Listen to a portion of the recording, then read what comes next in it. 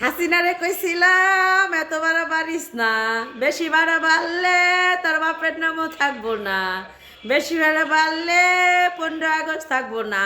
হাসিনা এত বাড়া বাড়লো, বাপের নামও রইলো না, 15 আগস্ট রইলো না, তার পাশাপাশি 32 নম্বর বাড়িটাও রইলো না। বোলডেজার দিয়া বাইঙ্গা লাইলো, হাসিনাই তো শুনলো না। হাসিনারে কইছিলাম এত বাড়া পারিস না। কে কইছিল মুখ খুলতে? আর মুখ খুলতে গিয়া মানে বাড়িটা ভাঙ্গা লাইলো, গেছে গেছে গেছে 32 নম্বরের বাড়িটাও গেছে। এর লেগে হাসিনার এক একজন কইছিল, হাসিনা তুই নয়াদিল্লিতে কথা কইস না। তারপরও মানুষের কথা শুনলো না, ওর লাস্ট ফিনিশনে বাপের বাড়িটাও রইল না। হাসিনা এত বাড়ছে, কথায় আছে কাউরে যদি তুমি ঘর ছাড়া করো, আল্লাহ তোমাকে দুনিয়া ছাড়া করবে। হাসিনার যেটা পাপের ফল হাসিনায় পায়া গেছে, এ তোমার মধ্যে আরও পাইবে। কিন্তু জনগণ নিরাশ হইেন না।